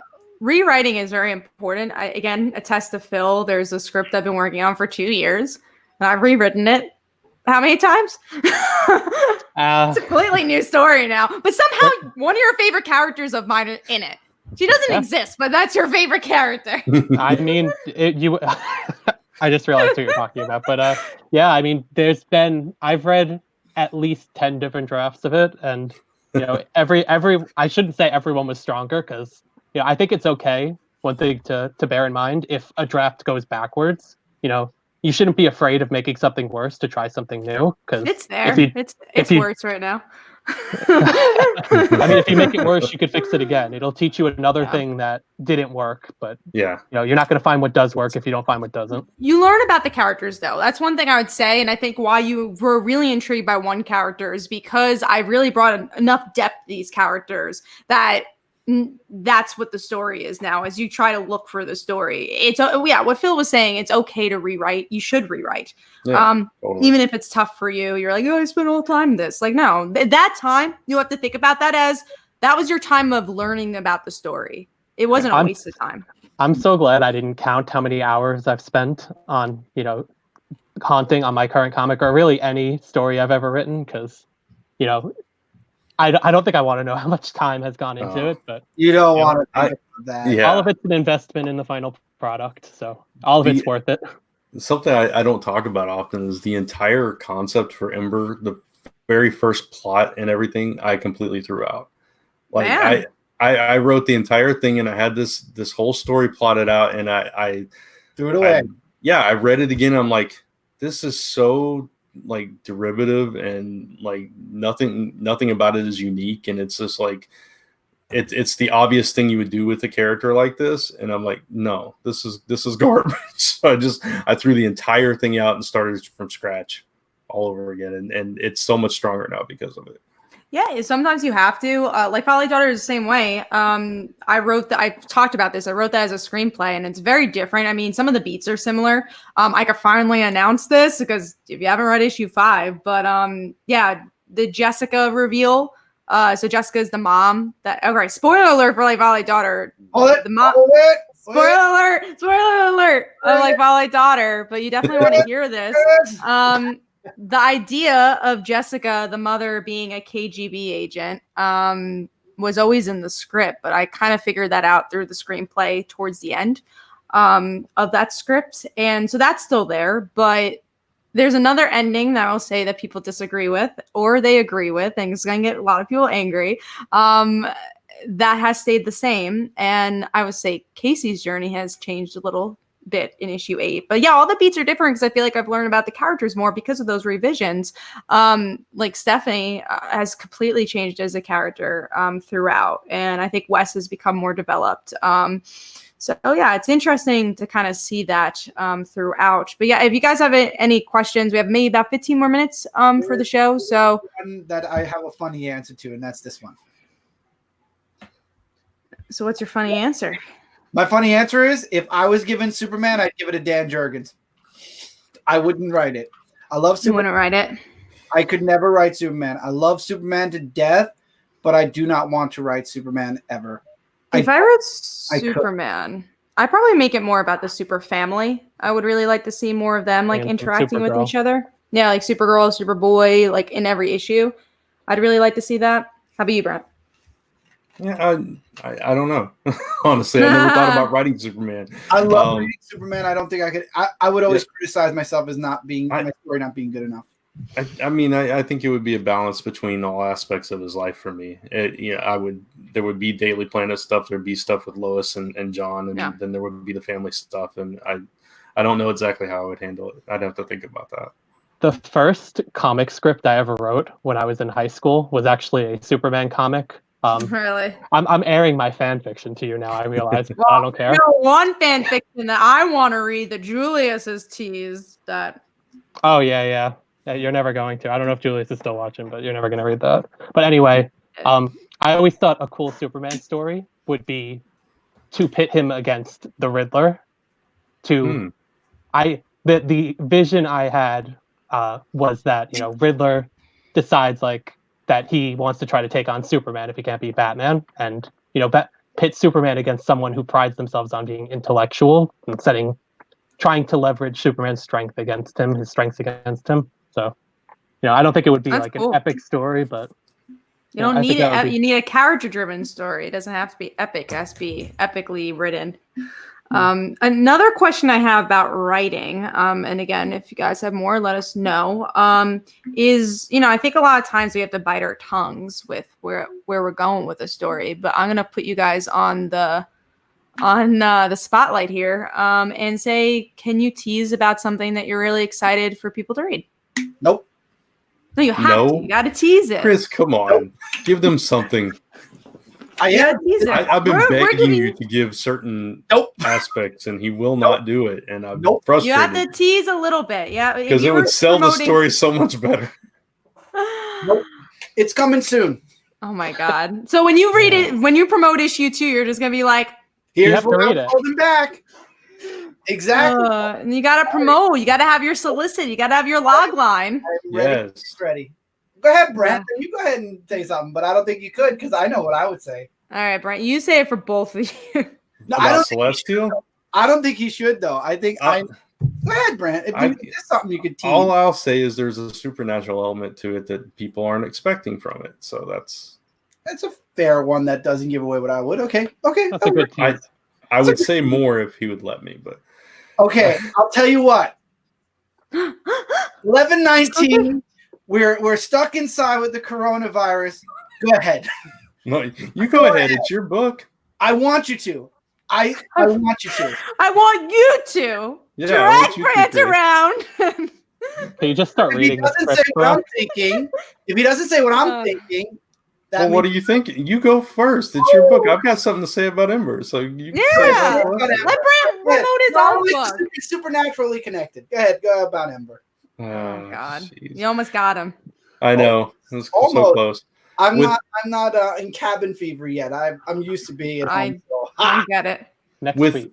With Ember down the line, there is a huge world-changing twist that nobody's going to see coming. That kind of further cements it into a fantasy story. Why do you think that people are going to be excited for it, Brent? Because I think one of the reasons people are drawn to it is because I promise like these tie-ins with mythology and different things like that, and it's kind of a modern fantasy more than a superhero kind of thing, and kind of further cementing it in that world, making it more of a definitive fantasy type story. I think people are going to be on board with that. So. How about you, Phil? Well, obviously I have a whole first issue that I'm excited for people to read, but if we're talking more far future, I think the twist at the end of issue 3, which you read, Kat, the introduction. I do like. I think that's where it really like character-wise starts picking up. My opinion. Yeah, I'm very excited. It's a big character. I mean, this doesn't mean much when the first issue isn't out yet, but it's a new character introduction that I'm very excited to make, and kind of shakes up the dynamic of the series. All very different personalities, which is really cool because you love that in an ensemble cast. Mm-hmm. Okay, I could give something for Celestia. I give something for issue 2. Woo. Okay, issue 1, we had Chris questioning if he was special, right? Yes. Issue 2, he's going to find out. Finds out he is. And here's the kicker. I don't know if he can handle it. Ooh, big tease. Conflict in a story? You should write that down. Story. You want that tagline? You want that tagline when it goes live? Super special. Oh man, that was a huge spoiler. You heard it here, guys. Spoiled issue 2 now. Nobody's going to want to back it. Yeah, I'm sure. canceling right now. Because Unsubscribe. teasing people what an issue is about never sells the issue, Chris. No, Never. Not at all. Never. Yeah, for me, stuff I'm excited for. Really excited for you guys to read issue 8 because it changes the whole book once again. If you thought issue 5 was a big twist, issue 8 will blow your mind. And then after that, I'm really excited to explore more of the supporting cast members. We get to see a little bit. The next arc after issue 8 is a Stephanie-driven arc. And in issue 7, you get a bit more about her family and a bit more about her as a character and why she's different from Casey, which is a lot of fun because I love their friendship. And we're going to see a lot more of that in the upcoming issues of just her journey. So we got to see her as the support system of Casey, and I think Casey needs to be there for Stephanie. That's what I'll tease for the next arc. I asked Brent what he'd tease. Really? I would, because I think that's joking, or are you like serious? I'm serious because I think that's something that people aren't expecting. I mean, it comes out in issue 2 anyway, right? I think you have to show that your book is different than others. Yeah, you can say it a little vaguely, but you don't. I don't think you need to hide it completely. I feel like I spoil it somehow by saying that. So you would say it's just the way you wrote it. If you leave out how it affects characters, that doesn't spoil it. But if you mention that it involves that aspect, okay, you know what I'm saying? Right, okay. So the story concept that we're going to get revealed in issue 2, which I don't understand how this isn't a big spoiler, but angels and demons are definitely going to come into play in the second issue. And we find out what the terms mean in this universe. And let's just say that everybody's going to get caught in the middle of the war between angels and demons. That's a good tease. Yeah, that's a big. That doesn't reveal too much. I feel like I don't think it does. What I call a log line. Log line. I want to see what that world looks like now. Yeah. Because when you just say a boy is troubled, he has a secret, that's every other book. That's me. I know that. That's you, Phil. That's me. He's writing my life story. Oh, for sure. Well, you know what? Then I was writing my life story, so we must have the similar life then. My name is actually Chris. Knew it. His middle name is Chris. He came in and I said, that's a Chris. That's not a Phil. One thing that Phil have 2 knows Michaels and 2 Chris's. There's so many Chris's, so many Michaels. Please, one Mike. There'll be another Mike somehow. And so in a story, I'm definitely going to write a Mike, just that way we have another Mike in the running here. But one thing that Phil knows is stories I like is a girl in a man's world just has a secret. So is that you, Phil, or no? We always like the joke whenever I'm watching a movie and it has a female lead and she experiences anything akin to being in a man's world, I immediately text her. I'm like, oh, you got to watch this, Kat. They're stealing your ideas. They're stealing your ideas. I mean, one show really did steal my idea. There's a couple of shows that really did, but I'm over it. I get a text at least once every 2 weeks saying some insert show, movie, book, etc. here stole my idea. They do. Watchmen. Well, I can't even say them or else they're spoilers. Never mind. I get that from Chris all the time. Oh, one major thing that was stolen from me that I was so pissed off about. You know what? What, Chris Kent? No. Oh, that from Celestial. That was. Oh, from Celestial. Oh, yeah, that. You know exactly. I can't say it yet, but that. It's that's something that came into play in a certain other book fairly recently. Yeah. There you go. So actually another question, since we're kind of on the topic, and I guess if someone could answer for the other person, they should too. What themes do you feel like you write a lot in your books? We'll go to Phil first because he's our guest. Answering for myself or for you? You can answer for me when I'm up. I'll answer for you when you're done. Well, actually, I'll say it for you because I've read your stuff, and then you can say it for you. Why don't you go first so that I don't taint your answer? For you, though, I'm going. Okay. Yeah. I'm going for you. Okay. Yeah. What I think. You're going for you and him. Yeah. So what I think that Phil enjoys writing. Let's see. I would say, boy, coming of age, like middle school kids. You really like that age, and because it's hard with Bram, I think you really enjoy kind of the numbness. I think you enjoy exploring that. Coming of age, like I said. Let's see. I think, yeah, because I've only read 2, like that in your short story, and that's what I've gotten from your. So it's a little harder for me. You've read, I've read a lot of mine. That's fair. I would say, yeah, coming of age, digging deeper into the character's psyche. They're not exact, like what they present is not exactly who they are. Okay. Yeah, I agree. I think I definitely prefer to write younger protagonists who are still kind of growing and figuring themselves out. Like, I feel like middle school is the age. All right, middle school, early high school age, let's say like 12 to 15. Just because, I feel like that's a period of learning who you are. And you continue to grow as an adult too. So, that, of course, I'm not trying to negate that, but I really like that like raw, like new to the world moment in your life where it's literally all about figuring out who you are and how you fit in the world. And I guess the other thing I tend to write is, I think I like to write, kind of a dark, like you said, numb, like a dark, unfeeling world that, isn't really going to stop and ask if anyone's okay. But, in that kind of dark world, there are good people, and that, once you find them, they can help you change. I think that's a commonality in most of the things I write. I started thinking about this when we realized the woman in a man's world thing was your thing. So I just sat and looked at everything I wrote, and I was like, what is in everything? And I think that's where I land.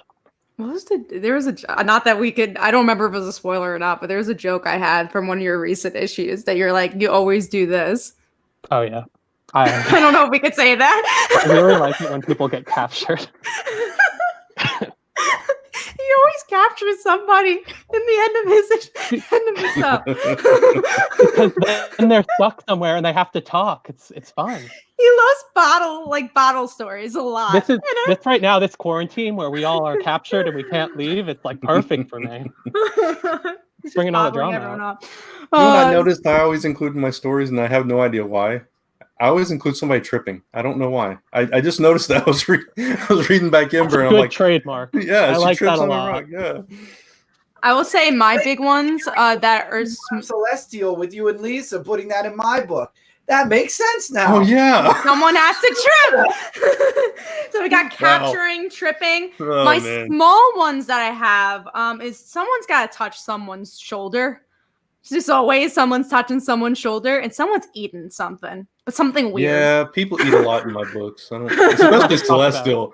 Like every other page, somebody's eating cereal. Yeah, my character eating cereal too. It's like, man, all of a sudden my characters are really hungry. Always hungry. Nobody eats in my comics. I have to fix that. They're always starving. Yeah, they're always really starving. My poor emaciated character. To my characters. The problem. This is totally off topic, but the problem I always had when I played Sims was I never made anybody go to the bathroom, so they were just like suffering all the time. Just like not now. Knowing my character went to the bathroom. Yeah, you just have to let him eat. Got to let him go to the bathroom. But yeah, for Brant, and I guess Chris could probably answer for you a little bit better. Maybe I'll give my 2 cents if I can. But for Brant, I guess, well, Chris, you should answer for Brant. What do you think is the common theme in his books? Brant's amazing with fantasy, but he does such a great job with superhero writing as well. I mean, we keep talking about wanting to leave our norm and do something different, like with a horror theme to it. We were talking about something, and for me, I like to touch on a little bit of everything. And there's this one specific story, and I was like, Brant, we got to try this. But Brant always hits me. I mean, every time I think of Brant, I think about the fantasy stuff like Ember with powers and supernatural kind of fantasy. Though that's what I would say. He's very good at worlds that I particularly would be interested in, and just making it very grounded and real. And then he's also got this talent of creating a book that everybody wants to read but hasn't published yet, and keeps saying, "Yeah, next year I might do it. Next year, next year after next." Still waiting for that Wannabes #1. Still waiting for that Wannabes #1. He does like to tease. I freaking love Wannabes. I love the one issue he shared with me, and it's like, yeah, I'm going to redo it.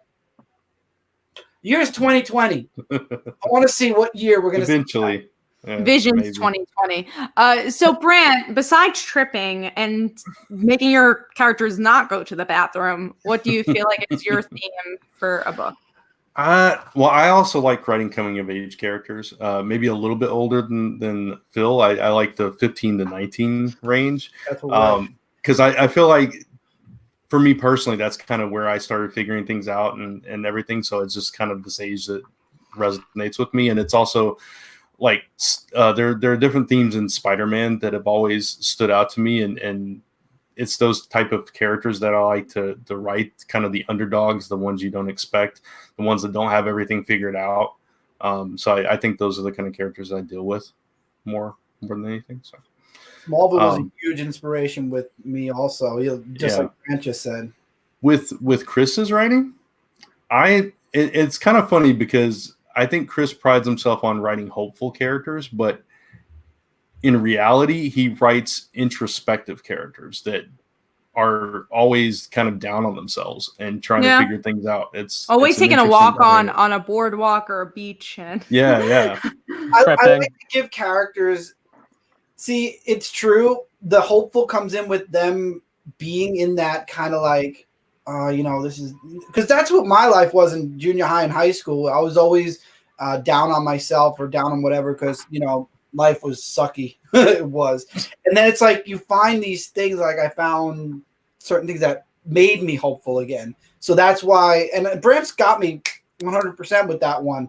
And it's true. There are stories that Brant still hasn't read that actually him saying that makes me think, oh, yeah, that's right. That person thinks his life is shit too at the beginning and then realizes that his life isn't as shit as it could be at the moment. So it's true. I like to give characters problems that they have to overcome. Conflict. All right,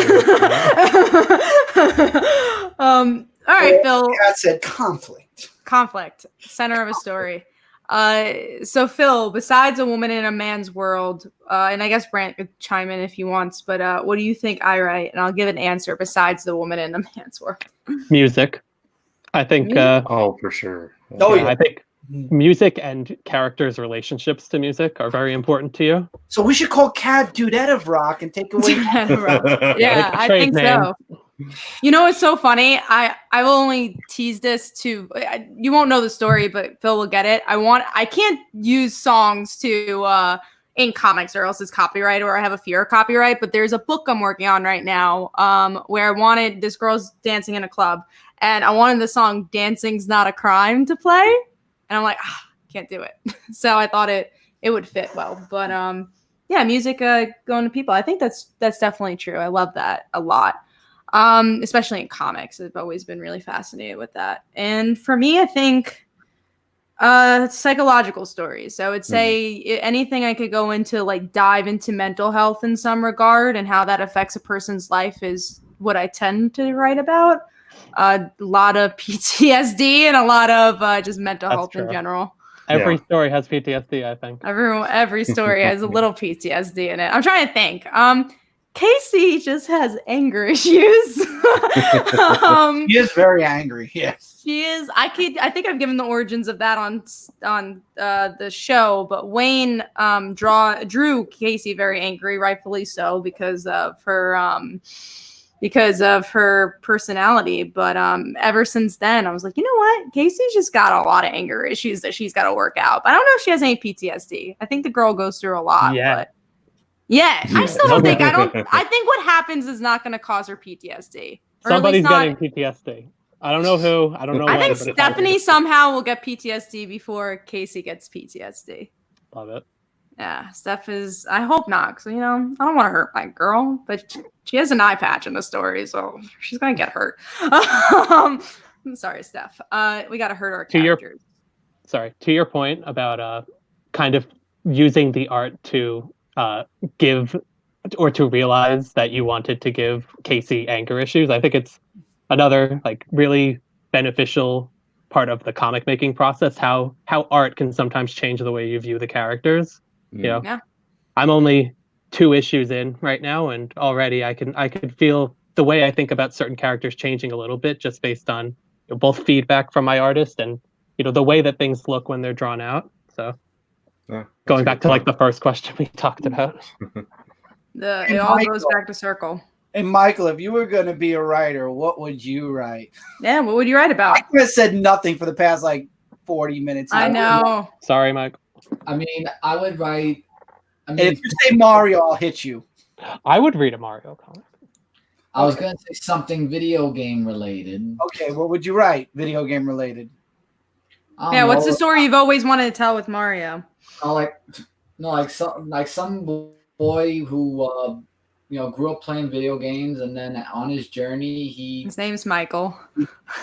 He goes into a competition, and then he becomes the champion of the world. That's a cool anime. They actually made a movie. Fred Savage was in a movie similar to that. He traveled across to enter a Nintendo tournament. Yeah, but something. Yeah, the Nintendo Championships thing. But it's actually some in a tournament where it's first he's an amateur, and then he trains himself to become a pro, enters tournaments, and then becomes champion in the end, and faces another person who's a champion. It just becomes a big.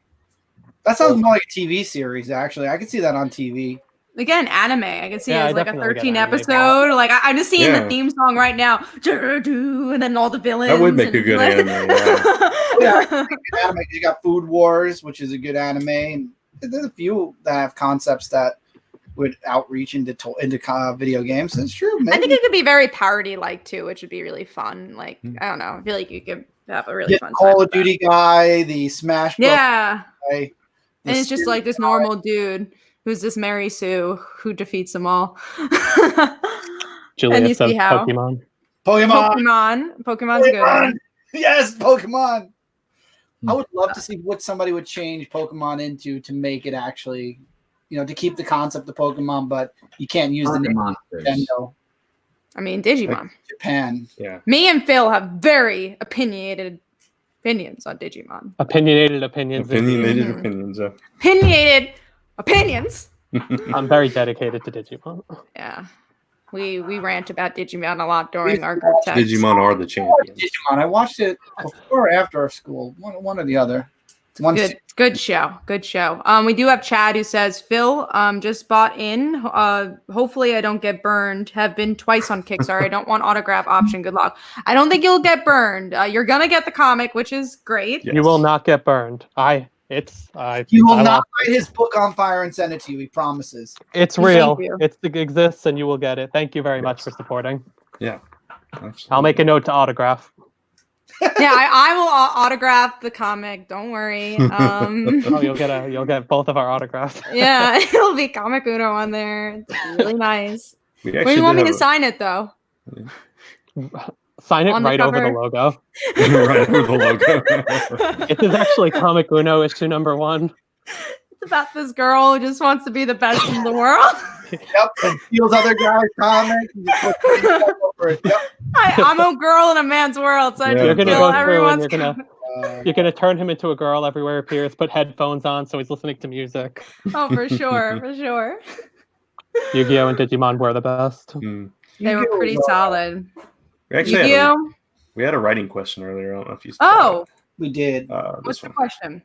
When writing a story, what do you want your readers to be left feeling? Scared, reassured, fuzzy, and warm? Other things? Mind fucked is mine. Sure, I love a good twist, and I love when people are just like, "What?" And that's the feeling I want. I love to get people to think, and then when the story's over, I like to give a little bit of inspiration, for sure. That's a good answer. How about you, Brent? Or Phil? All right, Brent, go ahead. Go ahead, Phil. Yeah, I would say depends on the time. I mean, I think every single one of those feelings I would want to elicit at one point or another, but Sure. you want different feelings to land at different times. Yeah, I guess my thing is I just want people to feel connected to the characters I'm writing in whichever way that means for you. So, I think it's always interesting when someone gets something out of a story you didn't originally put in, right? Like you're like, oh, I didn't see that, but that's cool. Like anger issues. Like anger issues. I've got a lot of that. So Casey, yes, has anger issues. We do have another question. Tevia, what character would you love to write from any universe? Let's not do the obvious though, because we can all say Spider-Girl, you know. I personally only like writing like characters that no one would know. So I don't feel like I do justice to like Spider-Man or Spider-Girl or something. I like reading them more. What character that people don't know would you want to write? That's a good one. You're getting paid. Someone's giving you a paycheck. I would love to try a Spawn story. That would be cool. There's $1 million on Kickstarter. I guess no one knows him. I don't know if Spawn's relevant right now. Yeah, I don't know. That's how many people read Spawn that's sitting in this chat right now? I mean, we don't count. Oh, you don't count. How many people? That's the other guy. I mean, how many people in chat read Spawn? Well, I'm saying of our usual cast, 2/5 of us read it, right? I don't even know if Mike still reads it. I think he's behind. Yeah, but he does read it. He has read it. Oh, we have one person that reads Spawn. Also one never. So Chris said Spawn. What would your... I don't even know if you should say your pitch or not, because you never know. But I'm not going to say my pitch because I don't know what my pitch would be. I'd have to sit there and think about what I want to write. How about you, Brant? What's a character that, again, can't pick New Warriors or Spider-Man? Aspen from Fathom. Fathom from Aspen. I like that. I think, yeah. That'd be cool. Mine? I've said this to Phil, and I've given him my pitch on this. I think I told you guys this before. You know what I'm going to say? I know what you're going to say. You say it. Carol Ferris? Carol Ferris, yeah.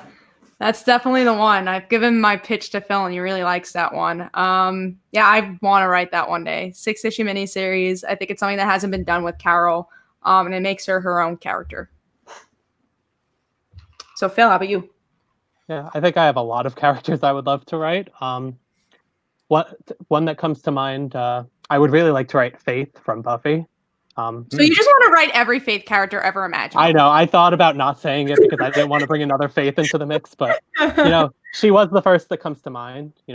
I love the idea of a dark slayer and the journey that she's been through, and I feel like I would love to write her both later in life after she's developed and kind of learned like the lessons she learned through the course of the series and the follow-up comics, but also at the beginning of her journey. I feel like she would be so much fun to write anywhere.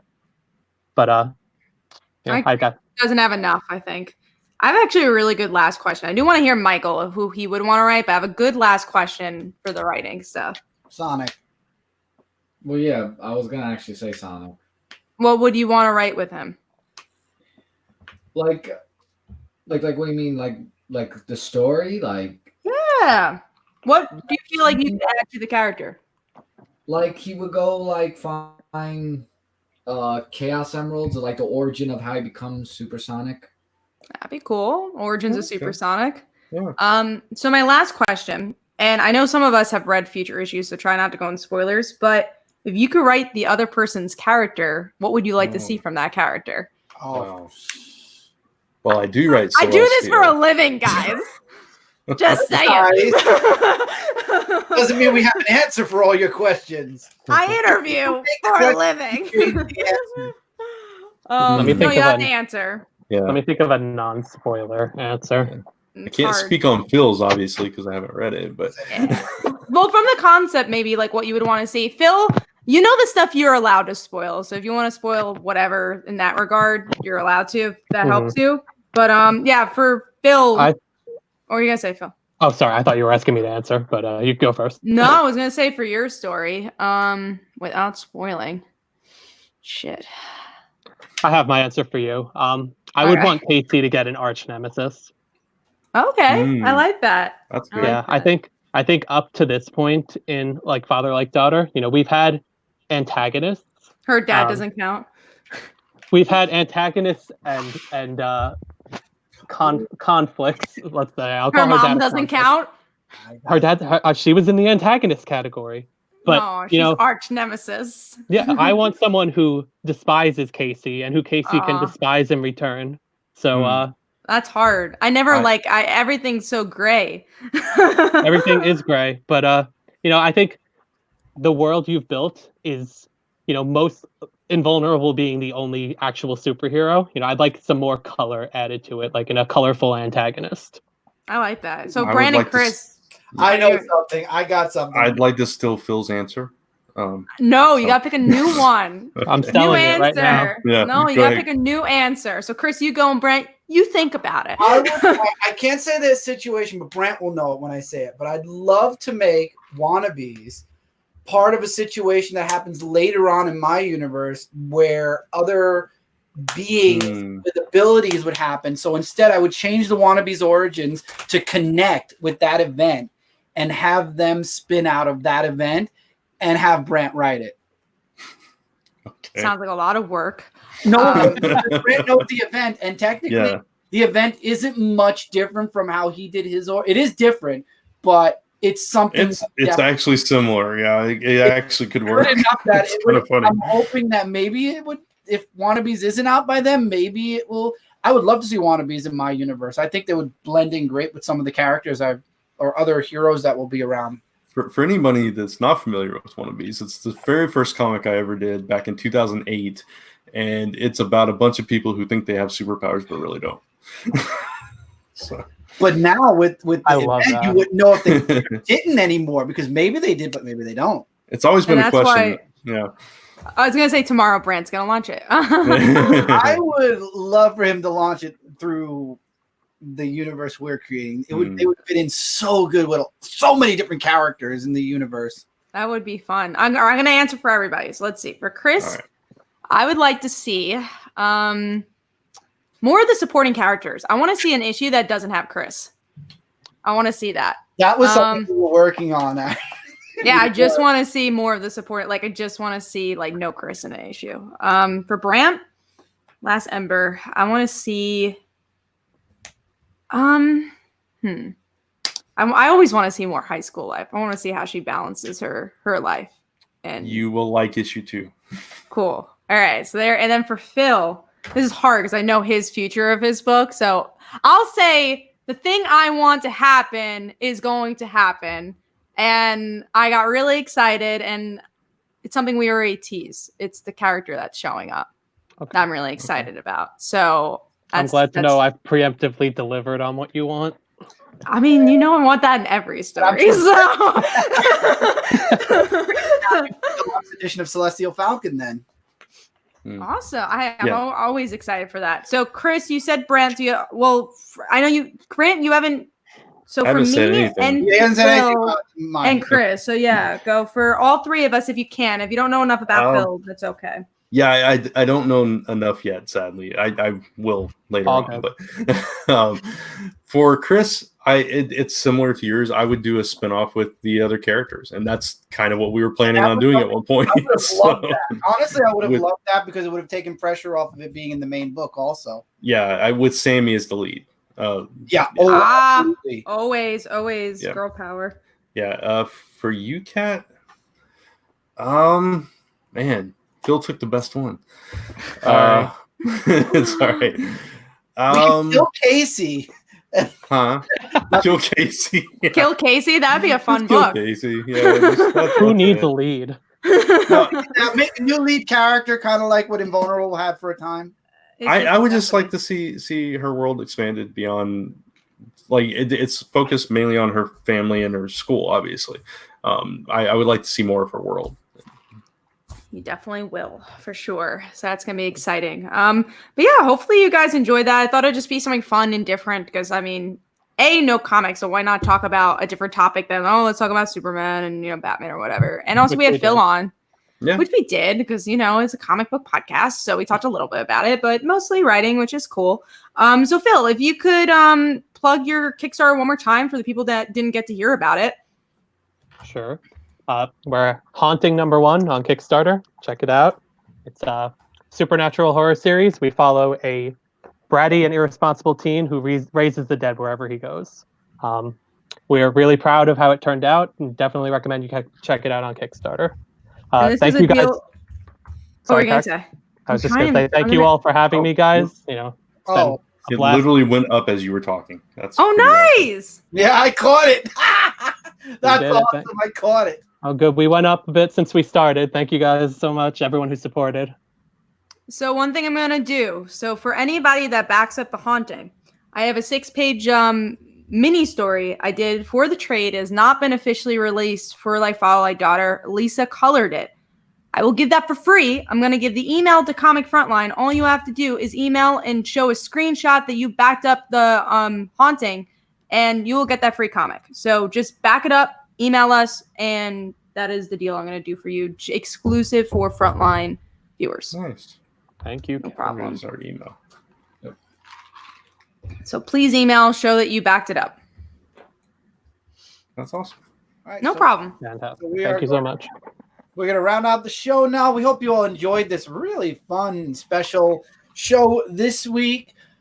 Comic Book Weekly will be coming back next week. Regular time, regular place. I'm trying to find the graphics. So here we go.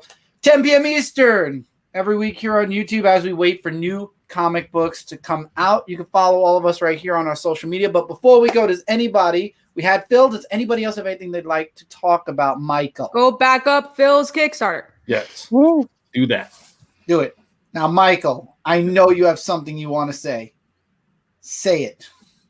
No, we already established it earlier. Say it as we're ending the show, damn it! I didn't hear it. So, on my YouTube channel, Durock18, just a few subscribers away from 2,600. Oh, that I did hear it. Yes, so hopefully when we see that hit over that mark, I will definitely post a 2,600 subscriber special, and it's going to be awesome. So definitely go check it out, and awesome stuff there at Durock. Rock and roll. Yeah, with wide variety of videos and stuff. Just subscribe to Dude of Nintendo World today, right now. Right now. And I will have some really interesting videos popping up on my channel as we wait for new comic books as well. So keep an eye out on my channel. There might be certain top fives happening.